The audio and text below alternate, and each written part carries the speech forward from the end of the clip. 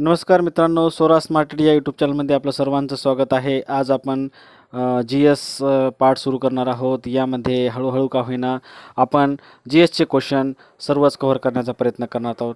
अत्यंत महत्त्वाचे असे हे क्वेश्चन आहेत. हे सर्व स्पर्धा परीक्षाकरता विचारले जातात. तुमच्या सरळ सेवेपासून जर पकडलं तर आपण MPSC कोणतीही परीक्षा असो, स्पर्धा परीक्षेसाठी हे प्रश्न विचारले जातात. अशीच हळूहळू का होईना आपण ही सिरीज सुरूच ठेवणार आहोत. त्यामध्ये पहिला प्रश्न आहे पहा, स्थानिक स्वराज्य संस्थाचा जनक कोणाला म्हणतात? तर स्थानिक स्वराज्य संस्थाचा जनक म्हणतात लॉर्ड रिपन. स्थानिक स्वराज्य संस्थाचा जनक लॉर्ड रिपन. वसंतराव नाईक समितीची स्थापना कधी झाली? पहा, ही महाराष्ट्रामध्ये अत्यंत महत्त्वाची जी समिती होती ती फक्त वसंतराव नाईक होती आणि वसंतराव नाईक समिती ही 22 जून 1960 स्थापन झाली. आपल्याला पंचायत राज समिती विचारली तर वसंतराव नाईक समितीच विचारू शकतात, कारण वसंतराव नाईक ही महाराष्ट्रातील पंचायत राजसाठी अत्यंत महत्त्वाची समिती होती आणि 22 जून 1960 साली तिची स्थापना झाली. पंचायत राज स्वीकारणारे महाराष्ट्र कितवे राज्य आहे? तर हे 9वे राज्य आहे. पंचायत राज स्वीकारणारे महाराष्ट्र हे कितवे राज्य आहे? तर 9वे राज्य आहे. पहिले राज्य राजस्थान आहे, दुसरं आंध्र प्रदेश आणि मग 9वं राज्य आहे आपलं महाराष्ट्र. भारत सेवक समाजाची स्थापना कोणी केली? तर हा प्रश्न प्रत्येक परीक्षेला विचारला जातो. भारत सेवक समाजाची स्थापना कोणी केली? तर गोपाळ कृष्ण गोखले यांनी 1905 साली भारत सेवक समाजाची स्थापना केली. गोपाळ कृष्ण गोखले, लक्षात राहू द्या, कारण यावर प्रश्न बऱ्याच परीक्षेला विचारलेला आहे. आता हे धारासना येथील सत्याग्रहाचे नेतृत्व कोणी केले? तर सरोजिनी नायडू. सरोजिनी नायडू यांनी धारासना येथील सत्याग्रहाचे नेतृत्व केले. हाही प्रश्न बऱ्याच परीक्षेला विचारलेला आहे. त्यानंतर पहा, फॉरवर्ड ब्लॉक हा पक्ष कोणी स्थापन केला? तर सुभाषचंद्र बोस यांनी स्थापन केला. फॉरवर्ड ब्लॉक हा पक्ष कोणी स्थापन केला? सुभाषचंद्र बोस. पहा, फॉरवर्ड ब्लॉक हा पक्ष कोणी स्थापन केला? तर सुभाषचंद्र बोस. 1939 साली फॉरवर्ड ब्लॉक हा पक्ष नेताजी सुभाषचंद्र बोस यांनी स्थापन केला होता आणि या फॉरवर्ड ब्लॉकवर परीक्षेला प्रश्न विचारला जातो.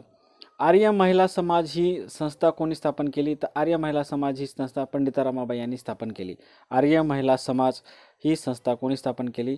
तर पंडिता रमाबाई यांनी स्थापन केलेली आहे. पहा, डिप्रेस्ड क्लासेस मिशन ही संस्था कोणी सुरू केली? तर महर्षी वीरा शिंदे, विठ्ठलरामजी शिंदे यांनी सुरू केली डिप्रेस्ड क्लासेस मिशन. त्यानंतर पहा, पुढचा प्रश्न आहे, हैदराबाद मुक्तीसंग्राम कोणत्या नावाने ओळखतात? आता हैदराबादचा मुक्तीसंग्राम झाला होता पहा, आणि त्या जे लढाई किंवा जी मोहीम होती त्या मोहिमेला भारत सरकारनं नाव कोणतं दिलं? तर ऑपरेशन पोलो. ऑपरेशन पोलो म्हणजे पोलिसांना राबवलेलं हे ऑपरेशन होतं आणि हे ऑपरेशन पोलो या नावानं ओळखल्या जाते. आता लेटेस्ट म्हणजे करंट पाहायचं असलं तर आपण युक्रेनमधून आपले भारतीय आणले, त्याला कोणतं नाव दिलं हे लक्षात ठेवा. त्याच्यानंतर आत्ता रशिया युक्रेनच्या युद्धातून आणलेले. त्यानंतर आत्ता त्या वेळेस तालिबान आणि अफगाणिस्तान यांचं जे युद्ध चाललं होतं त्यातून आपण काही आपले भारतीय आणले, त्याला कोणतं नाव दिलं? असे जे आता पॅलेस्टाईन आणि इस्रायलचं युद्ध चालू आहे तिथून आपले भारतीय आणले, त्याला काय नाव दिलं? असे नावं लक्षात ठेवा. त्या आपल्याला कोणते ऑपरेशन केलेले त्याचे नावं लक्षात ठेवायचे, कारण त्यावर प्रश्न निश्चित विचारतात. तर पश्चिम घाटाची लांबी किती किलोमीटर आहे? तर 1600 किलोमीटर आहे. पश्चिम घाट आपला सह्याद्री आपल्याला इथं महाराष्ट्रामध्ये सह्याद्री म्हणतात. या पश्चिम घाटाची लांबी किती आहे? 1600 किलोमीटर आहे पश्चिम घाटाची लांबी. भारताची भूसीमा किती आहे? तर भारताची भूसीमा आहे 15,200 किलोमीटर. भारताची भूसीमा आहे 15,200 किलोमीटर.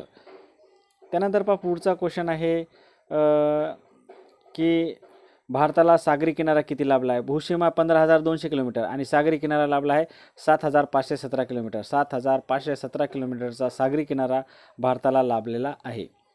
पहा, यावर आता लोकसंख्या आपण एक डिटेल प्रश्न सिरीज घेणार आहोत आणि म्हणजे अत्यंत महत्त्वाचे क्वेश्चन आपण लोकसंख्येवरच घेणार आहोत आणि त्या लोकसंख्या म्हणजे छोट्या छोट्या जिल्ह्यापासून तालुक्यापर्यंत असे सर्वच डिटेल आपण व्हिडिओ घेणार आहोत, कारण लोकसंख्येवर प्रत्येक परीक्षेला 1-2 क्वेश्चन विचारला आहे. आता तलाठीला प्रत्येक शिफ्टला 1 नाही 2 क्वेश्चन हे लोकसंख्येवर राहायचे. पहा, 2001 ते 2011 महाराष्ट्राचा लोकसंख्या वृद्धी दर किती होता? तर 10 वार्षिक समजा महाराष्ट्राचा लोकसंख्या वृद्धी दर किती आहे? 15.99% हा 10 वार्षिक वृद्धी दर आहे. हाच दशवार्षिक महाराष्ट्राचा दशवार्षिक लोकसंख्या वृद्धी दर कोणत्या जिल्ह्यात जास्त आहे? तर ठाणे जिल्ह्यात आहे. तो किती कसा आहे? 35.94% आहे. हे आकडेवारी लक्षात ठेवा. यावर डायरेक्ट क्वेश्चन येत आहेत. भारताच्या एकूण लोकसंख्या किती टक्के लोक महाराष्ट्रात आहेत? तर 9.33% लोक महाराष्ट्रात राहतात. 9.33%. सर्वात महत्त्वाचे ही सिरीज अत्यंत महत्त्वाची आहे, कारण हे आपल्याला यामध्ये प्रश्न आपल्याला परीक्षाभिमुख ही सिरीज आहे. त्यामुळे हे क्वेश्चन पाठच करून ठेवा. महाराष्ट्राची सरासरी लोकसंख्या घनता किती आहे? 365 आहे. 365. सर्वात कमी बाललिंग गुणोत्तर जिल्हा बीडचा आहे. बीडमध्ये सर्वात कमी बाललिंग गुणोत्तर आहे. बीडमध्ये ते 801च आहे.